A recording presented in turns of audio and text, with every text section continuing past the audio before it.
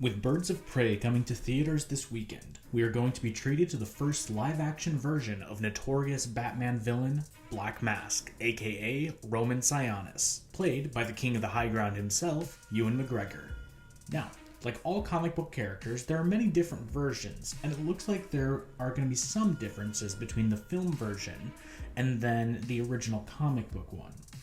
But by looking at the character's first appearance, we may be able to better understand him, and we might even be able to pick up some Easter eggs when we go see the film. Without further ado, my name is Alex, and I'm going to basically explain Batman number 386.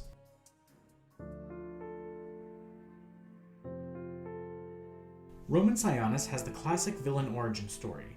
That is, that when he was born, the doctor immediately dropped him.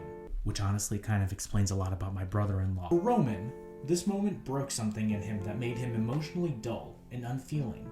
The other big thing to note is that Roman's parents own Gotham's biggest cosmetics company, Janus Cosmetics. I'm now going to skip to Roman as an adult. The book does have more of Roman as a child, but not much really happens that affects the story. But it doesn't let me make this clip. Does someone need a hug?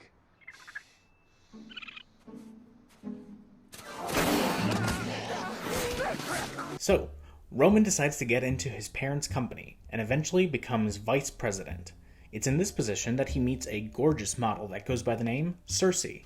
And then I'm sure you can guess what happens whenever a lonely businessman meets a gorgeous model. That's right, they burn his parents' house and then kill them so that they can inherit their cosmetics company. Of course, Gordon and the boys in blue are immediately suspicious of Roman, but Cersei runs interference and gives him an alibi for the night his parents' house went ablaze. As the new owner of Janus Cosmetics, Roman developed bold new ideas for the company, like deciding that makeup shouldn't just be a concealer for the face, it should be face paint that covers the face, like a mask. This went about as well as expected, and so it was back to the drawing board for Roman. He got his R&D department to create a new product unique to his company. One of his guys developed waterproof makeup, and Roman, being the good guy that he is, put that into production without proper testing, and then fired the guy for calling him out on that. This went about as well as expected, and ended up causing chemical burns on the people who used it. Roman had now tanked the company, and no one would touch it, not even the government. Which if they won't bail you out, then you know you messed up. Besides this, Cersei decided that she would jump ship while she still had money, and left Roman. Then the Wayne Foundation ended up buying Janus and put a new board in charge of the company. Roman had hit rock bottom. I mean, he was still a millionaire and still actually owned a massive cosmetics company, but I guess this was his version of rock bottom. Anyway, not being one to take the blame for anything, Roman went to his parents' mausoleum. He started beating his father's casket until it fractured, and then he just snapped. It was at this moment that Roman decided it was time for a rebirth, and carved himself a new face from the fragments of his father's casket.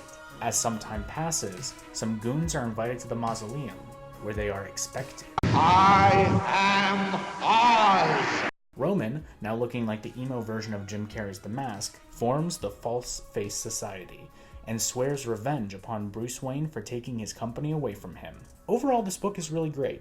The only problems that I have is that this book could have used a better editor.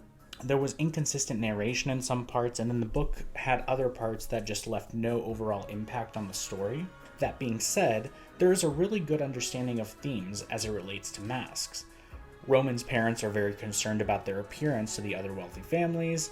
They own a cosmetics company that's basically meant to mask blemishes, and then Roman masks his violence and sociopathic tendencies with the persona of a reputable businessman.